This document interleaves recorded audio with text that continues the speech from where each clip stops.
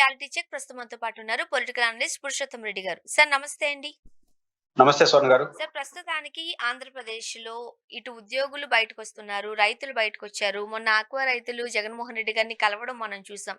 ఈ నేపథ్యంలో జూలై 15న జగన్మోహన్ రెడ్డి గారు భీమవరం వెళ్లి ఆక్వా రైతులతో మాట్లాడబోతున్నారు. వాళ్ళతో మీట్ కాబోతున్నారు అనేది తెలిసిన అంశం. అయితే దానికి కూటమి ప్రభుత్వం పర్మిషన్ ఇవ్వలేదు. హెలీప్యాడ్‌లో వెళ్ళడానికి వీల్లేదు అని చెబుతుంది. ఫస్ట్ ఆఫ్ ఆల్ దాని గురించి ఏం చెప్తారు మీరు? ప్రతిపక్షంలో ఉన్నవాళ్ళు ప్రజల తరపున ఏ కార్యక్రమాన్ని చేపట్టినా security plus law and order వీటన్నిటిని దృష్టిలో పెట్టుకొని పర్మిట్ చేయడం మంచిది. ప్రోగ్రాంలో షరతులు పెట్టొచ్చేమో గానీ, కార్యక్రమాన్ని అడ్డుకుంటే కార్యక్రమం జరిగిన దానికన్నా ఎక్కువ నష్టం ప్రభుత్వానికి జరుగుతుంది. అడ్డుకుంటే ఎక్కువ జరుగుతుంది. ఇది స్వయంగా చంద్రబాబు నాయుడు గారికి బాగా తెలుసు. ఆయన ప్రతిపక్షంలో ఉన్నప్పుడు వివిధ సందర్భాల్లో పోలీసులు అడ్డుకుంటే ప్రభుత్వానికి ఎక్కువ నష్టం జరిగిందన్న విషయం వారికి ప్రత్యేకంగా చెప్పాల్సిన అవసరం లేదు.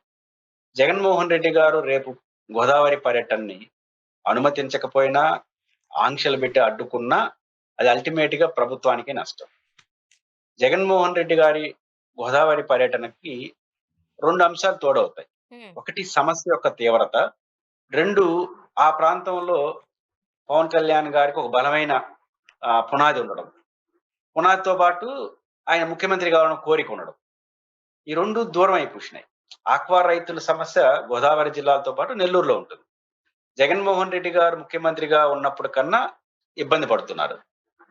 ఆ ఫీడ్ కావచ్చు, వాటికి సంబంధించినటువంటి మార్కెటింగ్ రేటుకి సంబంధించి కావచ్చు, కరెంట్ ఇంటరప్ట్ లేకుండా ఇవ్వడానికి సంబంధించి, వీటన్నిటికి సంబంధించి ఇబ్బంది పడుతున్నారు ఆక్వా రైతులు. వాళ్ళు జగన్ గారిని కలిసినప్పుడు ఆయన ఏం చెప్పాడు, ఒక టైం ఇద్దాము, ఆ తర్వాత పరిష్కారం కాకపోతే నేను కూడా ప్రత్యక్షంగా మీతో వస్తాను అన్నారు. ఆ మాట ప్రకారం వెళ్లే ప్రయత్నం గోదావరికి వెళ్తున్నారు. కాబట్టి ఖచ్చితంగా ప్రభుత్వం అడ్రస్ చేయలేనప్పుడు ఏం చేస్తారు? ప్రెస్ మీట్ లో ఏమైతే మాట్లాడినారో గోదావరిలో పోయి అదే మాట్లాడతారు. ఇంకొంచెం గట్టిగా రాజకీయ అంశం చేయొచ్చు, చేయనివ్వండి. చేసిన తర్వాత మీరు సమాధానం చెప్పొచ్చు, చర్యలు తీసుకోవచ్చు. అలా కాకుండా అడ్డుకుంటే ఏమవుతుంది? ఖచ్చితంగా అది మరింత పెద్ద సమస్యగా మారుతుంది. అది ఏమాత్రం ప్రభుత్వానికి మంచిది కాదు. తాత్కాలికంగా ఆయన వెళ్ళకపోవచ్చు, వెళ్ళొచ్చు. లేదా రైలు ఎక్కుతాడు. రైలు ఎక్కినా కూడా ఏముంది? మంత్రి ఇంటికాడ నుంచి పోకూడదు. మాజీ మంత్రి పేర్ని నాని గారు కూడా అదే అన్నారు కదా! మీరు హెలిప్యాడ్‌కి పర్మిషన్ ఇవ్వలేదు. మేము రైల్‌లో పోతాం. దానికి కూడా రైల్లో పర్మిషన్ ఇవ్వలేదు. నడుచుకొని వెళ్ళిపోతాం. లేదు ఎట్లా ఇంకొక పోయినా మార్గం ఏదో వెతుక్కుంటాం. ఇలా వాళ్ళు గట్టిగానే నిలబడి మాట్లాడుతున్నారు. ఒకటి జగన్మోహన్ రెడ్డి గారు మొండి. ఆ విషయం అందరికీ తెలుసు. ఆయన గట్టిగా ఏదైనా అనుకుంటే పోయేంత వరకు ఆగడు. ఈ రోజు బాబుతే రేపు పోతానంటాడు. రేపు బాబుతే ఎల్లుండి పోతానంటారు. రోజు పోయే ప్రయత్నం చేస్తాడు. రోజు అడ్డుకుంటా ఉన్నప్పుడు జగన్మోహన్ రెడ్డి గారు రైలు ఎక్కడం పేర్ని నాని గారు ఎక్కినంత సులభం కాదు కదా జగన్ గారు రైలు ఎక్కడం. ఎందుకంటే సెక్యూరిటీ వాళ్ళందరూ అనుమతి ఇవ్వాలి. పేర్ని నాని గారు అయితే అటు ఇటు తిరిగేసి వెళ్ళిపోతారు స్కూటర్లో. ఆయన వెళ్ళాడు కదా, ఆయనకి ఒక లెవెల్ సెక్యూరిటీ ఉంటుంది. పంపించకూడదన్న ప్రభుత్వానికి ఇంటికాన్ని ఆపేస్తుంది, డౌట్ ఏం లేదు. ఆపచ్చు. ఆపితే పోయిన దానికన్నా ఎక్కువ నష్టం జరుగుతుందంట నేను. జగన్మోహన్ రెడ్డి గారిని ఆపితే పోయిన దానికి వచ్చిన నష్టం, ఆపితే ఎక్కువ నష్టం. నేనే కూర్చొని ప్రెస్ మీట్ పెడతాడు. అదనపు సమస్యే కదా. కాబట్టి జగన్మోహన్ రెడ్డి గారిని ఆపే ప్రయత్నం సాధారణంగా ఏ పార్టీ కూడా ప్రతిపక్షాన్ని ఆపే ప్రయత్నం అధికార పార్టీకి నష్టం. నేను ఒక ఉదాహరణ చెప్తాను. తిరుపతిలో ఎస్పీని కలవడానికి చంద్రబాబు గారు వచ్చారు తిరుపతి. అప్పుడు ప్రతిపక్షం. ఆయన ఎయిర్ డ్రామ్ లో ఆపేశారు, విమానాశ్రయంలో ఆపేశారు తిరుపతిలో. ఆయన ప్రశాంతం కింద కూర్చున్నాడు. ఎస్పీ దగ్గరికి పోయి ఉంటే ర్యాలీగా పోవాలి, వేలాది మంది జనం రావాలి, లేనిపోని ఖర్చులు. ఆడ కూర్చున్నాడు. కూర్చున్నంతసేపు లైవ్ టెలికాస్ట్లు. ఏమైంది? పోయిన దానికి ఏమైంది? పోకపోయిన దానికి ఏమైంది? ఎవరికి నష్టం జరిగింది? ప్రభుత్వానికే కదా. కాబట్టి ఈ అనుభవాలు చంద్రబాబు గారికి బాగా తెలుసు. కాబట్టి జగన్మోహన్ రెడ్డి గారి పర్యటనని సాఫీగా జరగనిస్తే ఒక రకమైనటువంటి ఇబ్బంది ప్రభుత్వానికి ఉంటుంది. కానీ సాఫీగా జరగకపోతే అన్ని రకాల ఇబ్బందులు ఉంటాయి. ఇప్పుడు జగన్మోహన్ రెడ్డి గారి క్యారెక్టర్ రీత్యా కూడా ఆగే సమాచారం కాదు. ఈ రోజు అయితే రేపు పోతారు, రేపు కాకపోతే ఎల్లుండి పోతాను, వాయిదాలే. మీరు ఎన్ని రోజులు పోకపోతే అన్ని రోజులు ఆపే ప్రయత్నం, ఉండే ప్రయత్నం చేస్తాడు. అది ఇంకా రోజువారీ న్యూసెన్సే కదా. కాబట్టి ప్రజల సమస్యలు రిఫ్లెక్ట్ అయితే, ఆ కోపతాపాలు తెలిస్తే ప్రభుత్వం జాగ్రత్తలు తీసుకోవడానికి పనికొస్తుంది. జగన్ గారి పర్యటన ఇండైరెక్ట్ గా ప్రభుత్వానికి కూడా లాభమే. ప్రజలు ఎట్లున్నారు, ప్రజల పల్స్ ఎట్లుంది, ఏమనుకుంటున్నారు తెలుసుకుని మార్పులు చేర్పులు చేసుకునే అవకాశం. కాబట్టి గోదావరి పర్యటనని అడ్డుకుంటే ప్రభుత్వానికే నష్టం తప్ప ఇంకోటి కాదు. అంటే ఒక రకంగా చెప్పాలంటే జగన్మోహన్ రెడ్డి గారిలో ఉన్న ఈ మొండితనాన్ని చూసి ప్రభుత్వం భయపడుతోందా?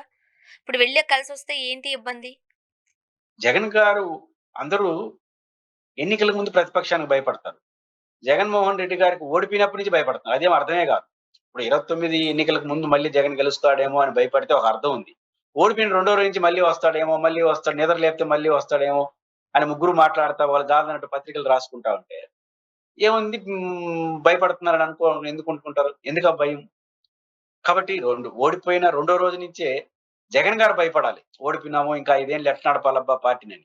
ఆయనేం ప్రశాంతంగా ఉద్యమాలు చేసుకుంటే ఈళ్ళు భయపడిపోతున్నారు. గెలిసినోళ్ళు భయపడిపోతున్నారు. హ్మ్. లోపల భయపడుతున్నారో లేదో గాని బయటికి భయపడుతున్నట్టు చెప్తున్నారు. కాబట్టి ఇది అన్నెసెసరీ అధికార పార్టీ చేసి ఈ మధ్య తగ్గించారులెండి. అర్థం చేసుకున్నారు. మళ్ళీ జగనొస్తే ఏంటి? జగనొస్తే అనేది జగన్‌కొస్తాడనే జనం ఎళ్తారు అని అర్థం చేసుకొని ఈ మధ్య కొంచెం స్ట్రాటజీ మార్చుకున్నట్టున్నారు. అది మొదటి నుంచి ఉంటే బాగుండేది. ఏదైనప్పటికి కూడా జగన్మోహన్ రెడ్డి గారు ఎప్పుడు కూడా స్టబర్న్‌గా నిలబడే వ్యక్తి కాబట్టి ఖచ్చితంగా ఒకటి స్వర్ణ గారు బేసిక్‌గా అధికార పార్టీ, తెలుగుదేశం పార్టీ వైసీపీకి భయపడుతుంది. వైసీపీ తెలుగుదేశానికి భయపడుతుంది. ఇద్దరు ప్రత్యర్థులే గదా! హ్మ్. కాబట్టి ప్రత్యర్థికి భయపడడం అంటే ఏదో వ్యక్తిగతం అని కాదు. వాళ్ళే గదా ప్రధాన టార్గెట్ అవుతారు. కాబట్టి ఖచ్చితంగా జగన్మోహన్ రెడ్డి గారు మొదటి నుంచి ప్రభుత్వాన్ని భయపెడతానే ఉన్నాడు. అండ్ మరోపక్క ఇప్పుడు జగన్మోహన్ రెడ్డి గారు అధికారంలో ఉన్నప్పుడు సుగాలి ప్రీతి విషయంలో కావచ్చు, లేదంటే విశాఖ విషయంలో కావచ్చు, ఏదైనా ప్రతిపక్షంలో అప్పుడు ఉన్న చంద్రబాబు నాయుడు గారు ప్రభుత్వం దేనికి వెళ్లి అయితే పవన్ కళ్యాణ్ గారు ఎవరిని వెళ్లి మాట్లాడతానన్నా, పరామర్శిస్తానన్నా ఇన్ని అడ్డంకులు కనిపించలేదు. బట్ ఇప్పుడు జగన్మోహన్ రెడ్డి గారు ఎక్కడికి వెళతామన్నా ఒక ఇబ్బందికరమైన పరిస్థితినే సృష్టిస్తున్నారు. అది సెక్యూరిటీ ఇవ్వకపోవడం వల్ల, లేదంటే ఇంకొక రకంగానో కాదు అనుకోలేము గానీ, ప్రతి విషయంలోనూ ఒక ఇబ్బందికరమైన పరిస్థితినైతే సృష్టిస్తున్నారు. ఎందువల్లంటారు? అయితే ప్రభుత్వం ఒత్తిడికి లోనవుతోంది. ఒకటి సమస్యలు పెరుగుతున్నాయి. ముఖ్యంగా రైతుల యొక్క మార్కెటింగ్ రేట్లు చాలా ఘోరంగా ఉన్నాయి. ముఖ్యంగా కమర్షియల్ క్రాప్స్‌కి సంబంధించి గాని, వరి ధాన్యాలకు సంబంధించి గాని, రైతాంగం యొక్క గిట్టుబాటు ధర అనేది అన్ని రకాల అది మామిడి గావచ్చు, ఉల్లి గావచ్చు, అరటి గావచ్చు, పొగాకు కావచ్చు, మిర్చి గావచ్చు, ఇప్పుడు ఆక్వా. ప్రధానమైన పంటలన్నిటికి గిట్టుబాటు ధర అనేది సమస్యగా ఉంది. కాబట్టి ఆ సమస్య ఉంది కాబట్టి జగన్ గారు దాన్ని అడ్రెస్ చేసే ప్రయత్నం అక్కడికెళ్తున్నాడు. 2 రాష్ట్రంలో పరిపాలన విషయంలో కొన్ని కప్పదాట్లు, స్వయంకృత అపరాధాలు బాగా పెరుగుతున్నాయి. వీటట్రీత్యా ప్రజల్లో పల్సు పెరుగుతుంది. జగన్మోహన్ రెడ్డి గారిని భారీగా ఓడించేశారు ప్రజలు. కూటమిని భారీ ఆశలతో గెలిపించేసినారు. హ్మ్. ఆ భారీ ఆశలతో గెలిపించేసినప్పుడు వాళ్ళ మీద ఆశలెక్కువుంటాయి. భారీ ఓటమి చెందిన వాళ్ళకి ఒక సానుభూతి కూడా ఉంటుంది. అయ్యో! మరి ఇంత దారుణంగా ఓడించేసినామా అని. ఆ నాయకుడు జగన్మోహన్ రెడ్డి గారు ఓడిపోయిన రోజు, రిజల్ట్స్ వచ్చిన రోజు ఒక భావోద్వేగంతో ఒక మాట అన్నాడు. వాయిస్‌లెస్ పీపుల్‌కి మేము వాయిస్‌గా ఉంటాము అన్నారు. ఇంత ఓడిపోయినా కూడా ఉంటామన్నారు. హ్మ్. ఆ రకంగా ఆయన నిలబెట్టుకుంటున్నాడు డే 1 నుంచి.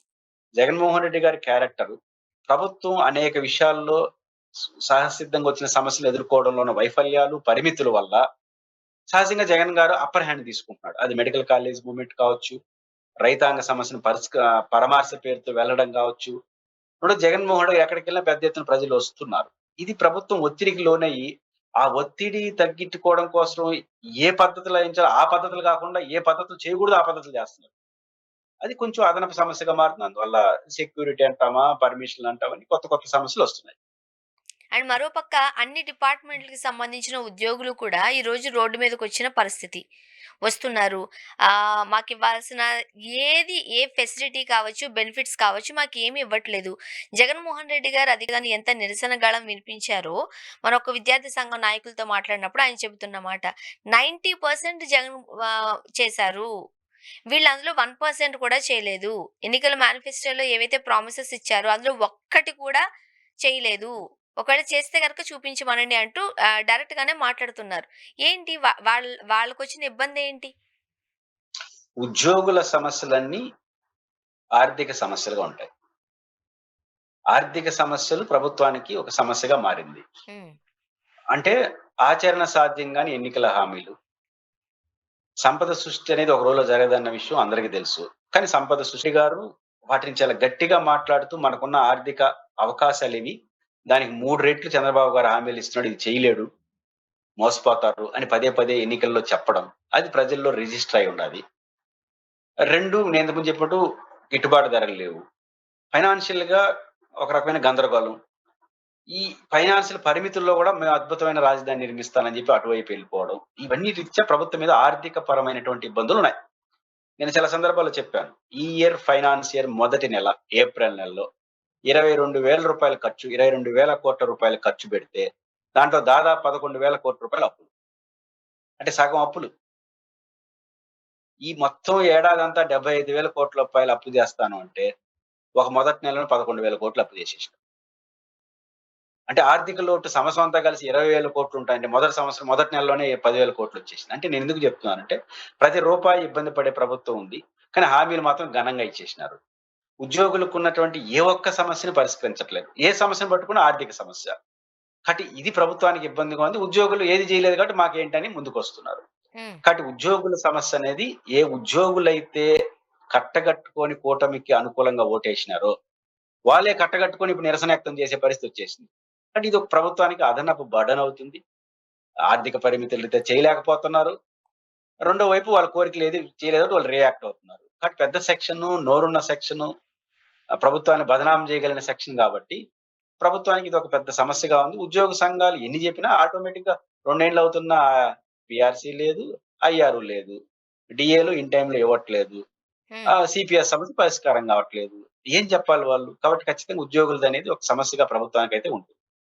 సో, అది మరీ ముఖ్యంగా వాళ్ళు ఈ ఫినాన్షియల్ ఇబ్బందులు మాత్రమే కాదు, మమ్మల్ని సచివాలయంలో పని చేసుకోనివ్వకుండా ఇంటింటికి పంపిస్తున్నారు. పాంప్లెట్స్ పంచిపెట్టమంటున్నారు. జీఎస్టీ గురించి మాట్లాడమంటున్నారు. ఇలా రకరకాల కారణాలు చెప్పి మమ్మల్ని బయటకొదిలి, మళ్ళీ ఆఫీస్‌లో మీరెవరు ఉండట్లేదంటూ సస్పెండ్‌లు చేస్తున్నారు. మేము మానసికంగా చాలా ఇబ్బంది పడుతున్నాం. ఒక్క జూన్ నెలలోనే ఈ స్ట్రెస్ భరించలేక 10 మంది ఉద్యోగులు అది ఆత్మహత్య కావచ్చు, లేదంటే హార్ట్ అటాక్స్ త్రూ కావచ్చు. ఎట్లైనా సరే చనిపోయారు. మా దగ్గర లిస్ట్ ఉంది అని కూడా అంటున్నారు. అంత స్ట్రెస్ లైఫ్ గవర్నమెంట్ ఇస్తుందా ఉద్యోగులకు?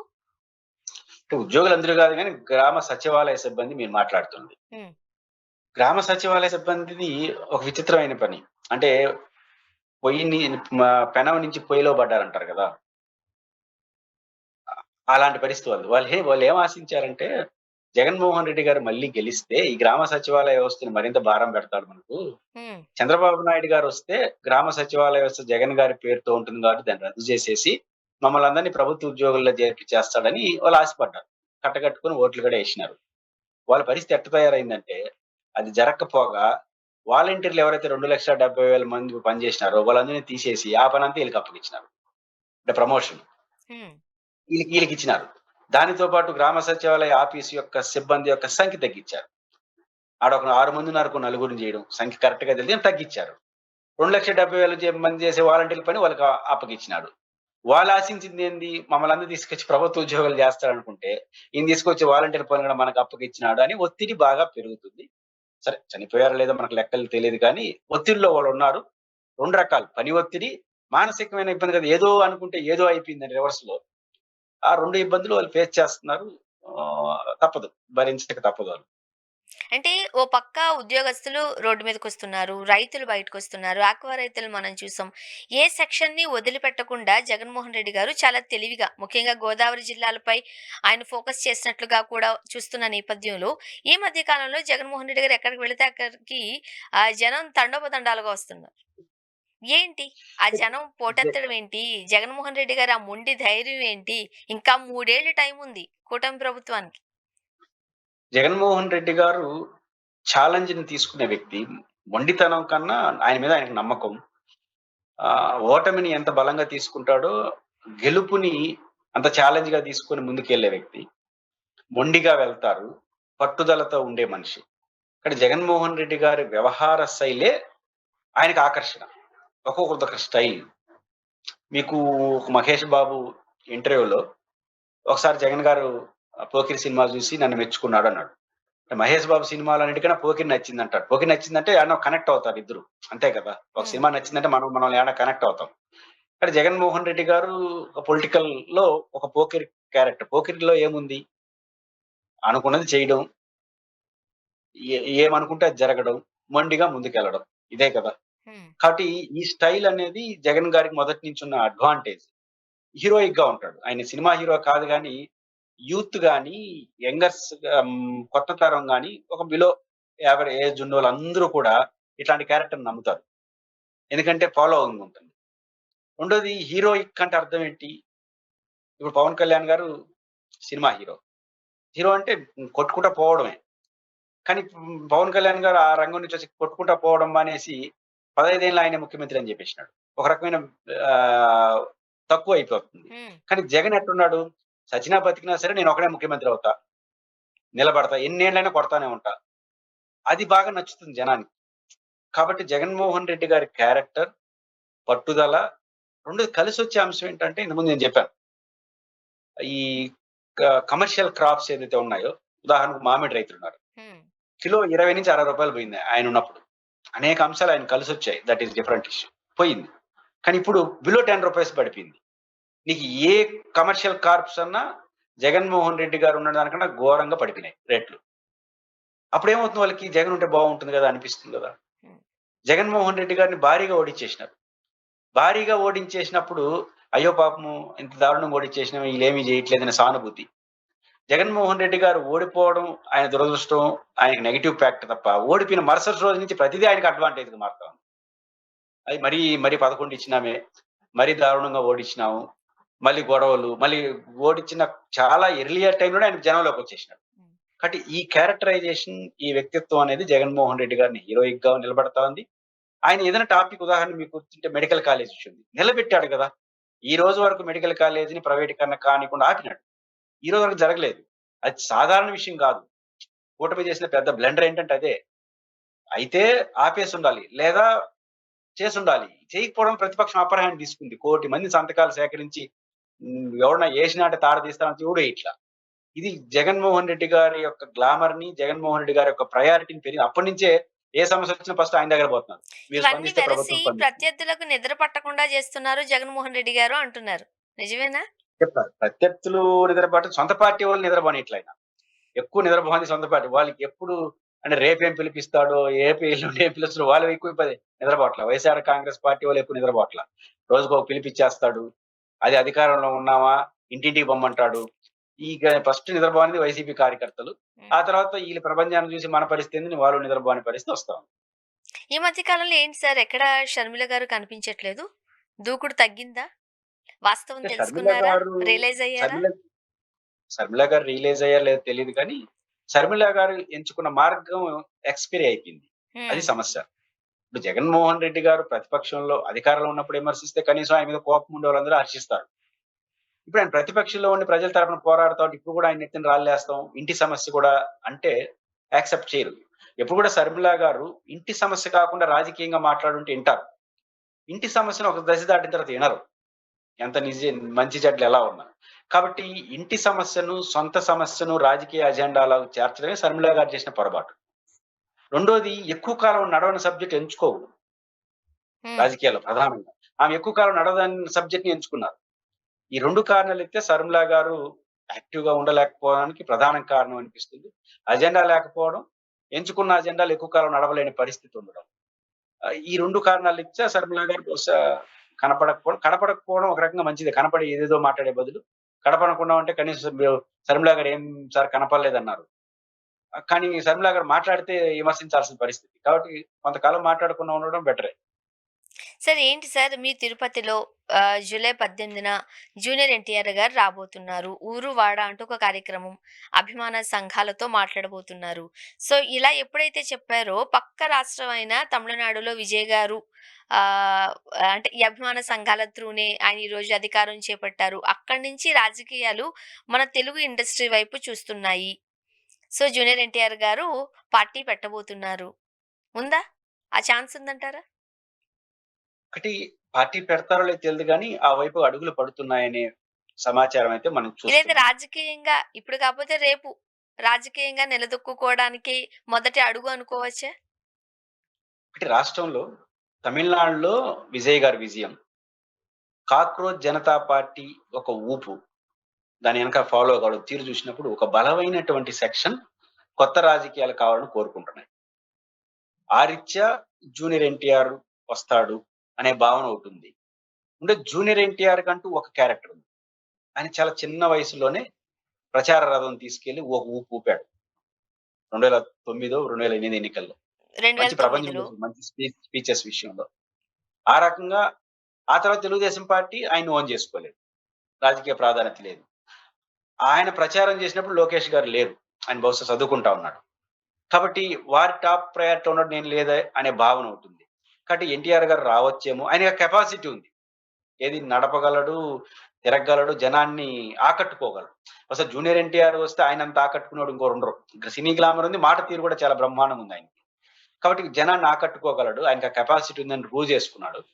రావాలనే కోరిక జూనియర్ ఎన్టీఆర్ అని కాదు. ఎవరో కొత్త శక్తి రావాలి అనే కోరిక అనేది ప్రజల్లో బలంగా ఉండడం. రీత్యా జూనియర్ ఎన్టీఆర్ వస్తాడేమో అనే భావన ఉంది. సినిమా హీరో విజయ్ సాధించాడంటే అదే గ్లామర్, అదే రంగానికి తెలిసిన రామారావు గారి పట్ల ఆ పాజిటివ్‌నెస్ ఉంది.